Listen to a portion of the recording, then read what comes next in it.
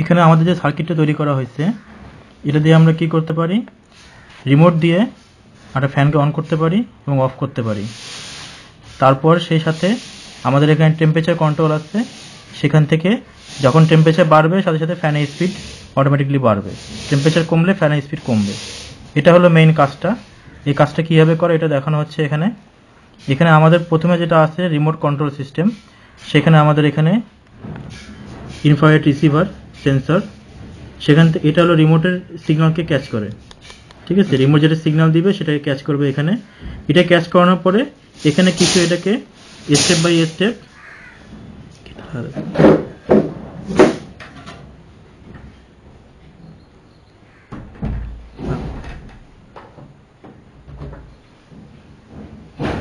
Signal catch করার পরে এখানে ফ্রিকোয়েন্সিটাকে মডিফাই করার জন্য এবং সিগন্যালটাকে স্ট্রং করার জন্য একটা টাইমার 555 টাইমার ইউজ করা হয়েছে। এই টাইমারটা করবে কি, যে রিমোট যখন সিগন্যাল যখন আইআর রিসিভার সিগন্যাল ক্যাচ করবে তারপর সেটাকে স্টেবল করার জন্য টাইমার স্টেবল করবে সেটাকে। আচ্ছা আচ্ছা, এটা 2 সেকেন্ড ধরে রাখবে। এখন 2 সেকেন্ড দিয়ে ওটাকে স্টেবল করে দিতে হবে। হ্যাঁ, এটা টাইমার দিয়ে রিমোটের সিগন্যালটা স্টেবল হবে। আচ্ছা আচ্ছা, এই সিগন্যালটা এখানে আসার পরে 2 সেকেন্ড টাইমারটা ধরে রাখবে যাতে সিগন্যালটা স্টেবল থাকে। অনেক সময় আমরা হাত দিয়ে রিমোটটা পুশ করার সময় একটু কেঁপে গেল, সেক্ষেত্রে সিগন্যালটা কীভাবে নেবে, সেখানে সিগন্যালটা স্টেবল করার জন্য টাইমার ইউজ করা হয়েছে। এখন এই টাইমারের পরবর্তীতে এটা কি করা হয়, যেহেতু আমাদের এখানে টার্গেটটা হলো রিমোটকে প্রথমবার প্রেস করলে সুইচ অন হবে ফ্যানের, দ্বিতীয়বার প্রেস করলে অফ হবে, সেক্ষেত্রে এখানে জেকে ফ্লিপ ফ্লপ ইউজ করা হয়েছে। জেকে ফ্লিপ ফ্লপের কাজটা হলো এরকম যে হলো আমরা যখন প্রথম ক্লক পালস দেবো তখন 0 স্টেট থাকবে, যদি 0 থাকে তাহলে 1 হবে, আর যদি 1 থাকে সেক্ষেত্রে 0 হবে। 0 বাই 0 তারপরে 1 এভাবে চলতে থাকবে, স্টেপ বাই স্টেপ প্রতিটা ক্লক পালসে স্টেট টগল করবে। আর এই সিগন্যালটা যাচ্ছে হলো টাইমার থেকে। আচ্ছা, প্রথমে যখন আইআর রিসিভার সিগন্যালটা নিল, আমি যখন রিমোট প্রেস করলাম তখন টাইমার কি করলো, একটা ক্লক পালস দিল জেকে ফ্লিপ ফ্লপকে। আচ্ছা, এই আইসি তখন 74112 এই জেকে ফ্লিপ ফ্লপ তখন সেটাকে ক্লক পালস হিসেবে নিল এবং 0টাকে 1 স্টেট করলো, আর যদি 1 থাকতো তাহলে সেটাকে 0 করতো। এইভাবে কি করে আমাদের এখানে একটা মেমোরি স্টেট পাচ্ছি আমরা, যে আমরা রিমোটটা কি অবস্থায় প্রেস করছিলাম সেটা মেমোরি করে রাখতেছে। যদি 0 থাকতো তাহলে 1 করে দেবে, সেটাকে ধরে রাখবে, 1 করে ধরে রাখবে, আর যদি 1 থাকতো সেটাকে অফ করে ধরে রাখবে যতক্ষণ না পাওয়ার ফেলিওর হয়। পাওয়ার ফেলিওর হলে সম্পূর্ণ ইরেজ হয়ে যাবে। সেক্ষেত্রে আমাদের আবার নতুন করে অন করতে অফ করতে হবে। যদি কখনো পাওয়ার ফেলিওর হয় সেক্ষেত্রে আবার নতুন করে এটা মানে কারেন্ট চলে যাওয়ার পরে যখন কারেন্ট আসবে আবার তখন এটা অন করতে হবে আবার। এখন এরপরে যেটা গেল, এখন আমরা এখানে যে সিগন্যালটা পাচ্ছি এই জেকে ফ্লিপ ফ্লপ থেকে, জেকে ফ্লিপ ফ্লপের সিগন্যালটা আমরা পাইলাম। এখন এই সিগন্যালটাকে আমরা কাজে লাগাইয়ে এখানে অপ্টোকাপলার হিসেবে, অপ্টোকাপলারের ভিতরে 2টা ফাংশন থাকে, এটাকে অপ্টোকাপলার বলা হয়। আচ্ছা, এর ভিতরে একটা এলইডি আছে, একটা এলডিআর আছে। আচ্ছা, এলইডিটা কি করে, একটা আলোর সিগন্যাল দিবে, আলোর সোর্স। আর এলডিআর হলো লাইট ডিপেন্ডেন্ট রেজিস্ট্যান্স, সেটা আলোর উপর নির্ভর করে রেজিস্ট্যান্স চেঞ্জ করবে। তো অপ্টোকাপলার মধ্যে দুইটা জিনিস একসাথে থাকে, এলডিআর আর এলইডি। এখন এটাকে আমাদের ইউজ করার সুবিধা হলো এটা যে আমাদের এই সার্কিটটা হলো ডিসি সার্কিট, 5 ভোল্টের সার্কিট সম্পূর্ণ। আমাদের এখানে 5 ভোল্ট দিয়ে সম্পূর্ণ সার্কিট চালাচ্ছি, আর আমরা কন্ট্রোল করবো একটা ফ্যানকে যেটা 220 ভোল্টের সার্কিট। সেটা এসি। হ্যাঁ, সেটা এসি সার্কিট। এখানে 5 ভোল্ট থেকে 220 ভোল্ট কন্ট্রোল করার জন্য আমরা সরাসরি কোনো কেবল ইউজ করতে পারবো না, কারণ সিগন্যাল এখান থেকে ওখানে পৌঁছানো সম্ভব না। এর একটাই উপায় হলো ইনডাইরেক্টলি সিগন্যাল পাঠানো। যেভাবে আমরা ট্রান্সফরমার দিয়ে 220 ভোল্টকে কমায় আনি অথবা বাড়ায় দিই, সেরকম আমরা কোনো তারের কানেকশন ছাড়াই, ঠিক আছে, তারের কানেকশন ছাড়াই সিগন্যাল পাঠানোর জন্য আমরা কি করতে পারি, এলডিআর আর এলইডি ইউজ করছি, অপ্টোকাপলার। এখানে কি হয় যে আমরা একটা লাইট সোর্সের মাধ্যমে সুইচিং করতেছি, সেটা কোনো তারের কানেকশন নাই, সেটা সিগন্যাল এই পাশ থেকে এই পাশে অথবা এই পাশ থেকে এই পাশে যাইতে পারবে ঠিকই, কোনো ইলেকট্রনিক ফ্লো কোনো সমস্যা হবে না, কারণ এসি সার্কিট ডিসি সার্কিট একসাথে করা সম্ভব না। এখন এখানে এলডিআর অপ্টোকাপলার ভিতরে যে এলইডি আছে, এই এলইডি সিগন্যাল পায় হলো জেকে ফ্লিপ ফ্লপ থেকে। আচ্ছা, যখন যে এই লাইটটা যখন এলইডি যখন অন থাকবে তার মানে হলো এর ভিতরে অপ্টোকাপলার ভিতরে এলইডি আছে, সেটাও অন আছে।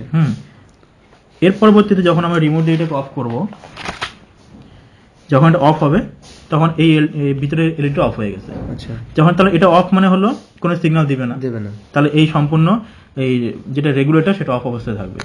আর যখন আমরা রিমোট দিয়ে এটাকে অন করব তখন এই সিগন্যালটা এখানে যাবে।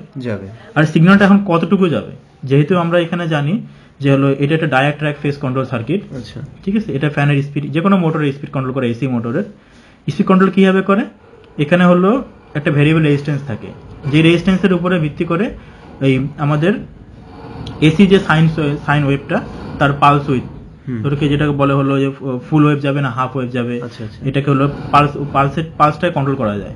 ফেস, এটাকে ফেস কন্ট্রোল বলা হয়, ডায়োডটা ফেস কন্ট্রোল সার্কিট। এখন এখানে আমরা কি করতে পারি, ডায়োডটা ফেস কন্ট্রোল সার্কিটে রেজিস্ট্যান্স ভ্যারি করে আমরা ফ্যান স্পিড ভ্যারি করতে পারি। যেখানে এটা রেগুলেটরের মধ্যে কি করা হয়, হাত দিয়ে নবের মাধ্যমে রেজিস্ট্যান্স ভ্যারি করা হয়। তো এখানে আমরা এটা অটোমেটিক্যালি করতে হবে টেম্পারেচারের সাথে, অথবা এখানে আমরা সুইচ মোডে ব্যবহার করে। আমি টেম্পারেচারের কথা কোনো বলতেছি না, ঠিক আছে। আমরা এখানে প্রথম বলি সুইচ অন অফ করবো কিভাবে।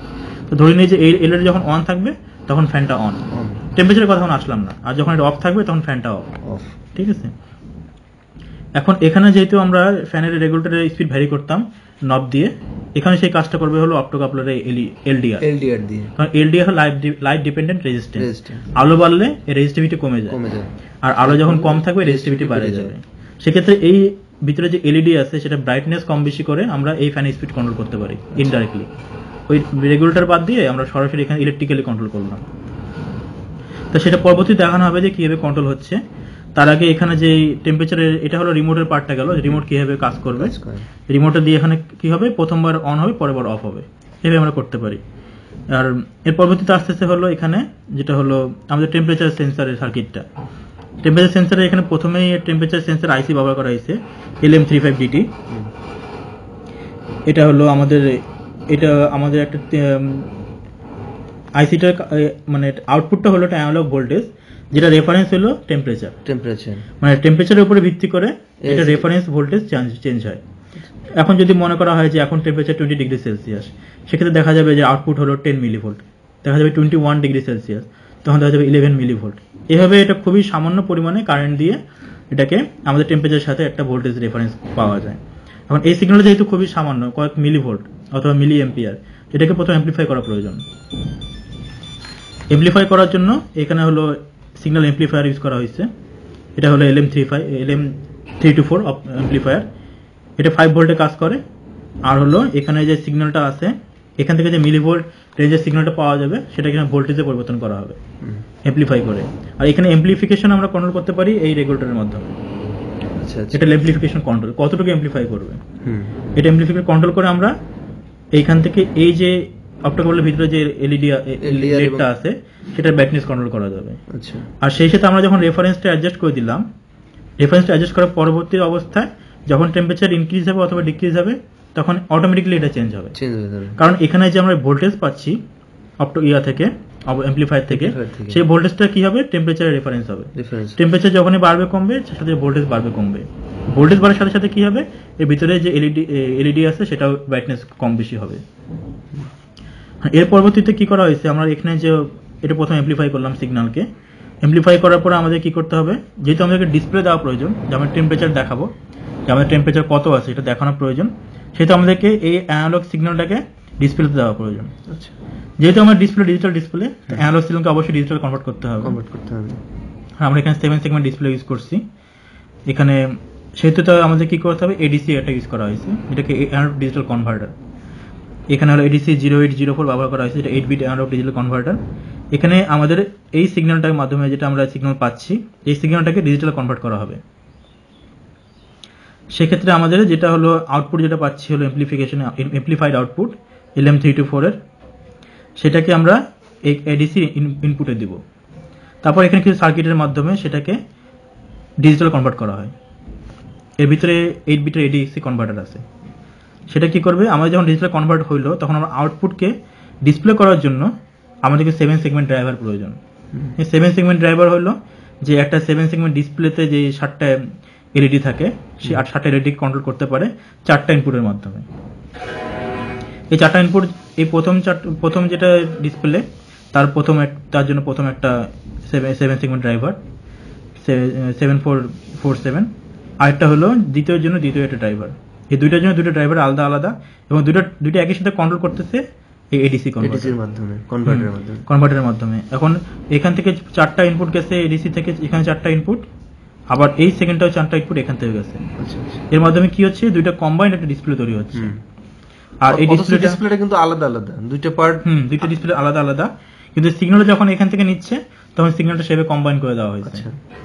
যখন এর মাধ্যমে যখন এটা 1 আসে 2 আসে এভাবে যখন 9 পর্যন্ত যাবে, 9 আসার পরে এখানে কি হবে, এটা ডিজিট অটোমেটিক্যালি এখানে একটা ইনক্রিজ হবে, এখানে 9 আসার পরে ডাটাটা চেঞ্জ হয়ে যাবে। ডাটা চেঞ্জ হয়ে যাবে। যখন 19 আসছে, এখন টেম্পারেচার যখন বাড়বে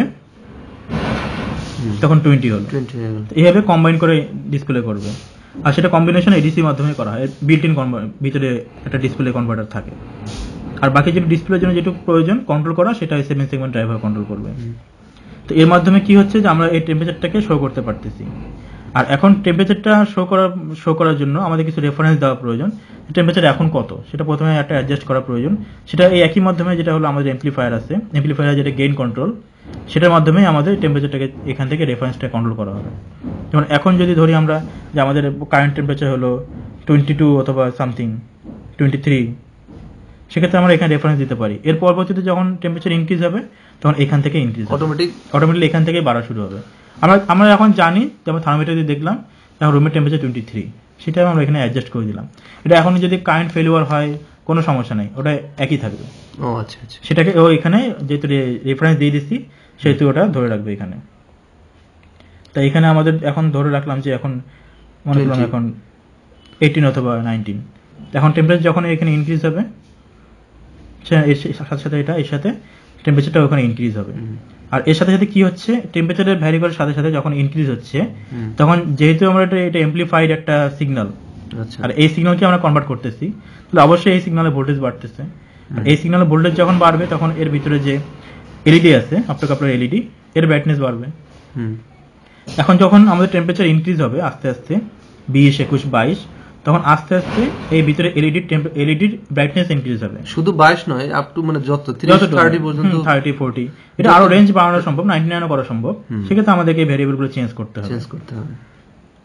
তো এই ক্ষেত্রে যখন আমাদের এই ভোল্টেজের উপর, আমাদের টেম্পারেচারের উপর ভিত্তি করে যখন এখানে অ্যানালগ ভোল্টেজটা বাড়তেছে, সেক্ষেত্রে আমাদের এই ভোল্টেজের সাথে সাথে এই ভিতরে যে টেম্পারেচার, এটা হলো ব্রাইটনেস এই এলইডির, সেটাও বাড়তেছে।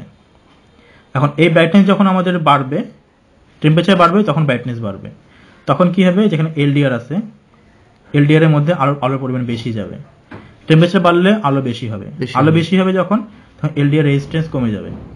তখন এই রেজিস্ট্যান্সের সাথে সাথে যখন আমাদের আস্তে আস্তে রেজিস্ট্যান্স কমবে অথবা বাড়বে, তখন এই ডায়োডটার ফেজ করানোর সার্কিটটা তখন তার মতো কাজ করবে।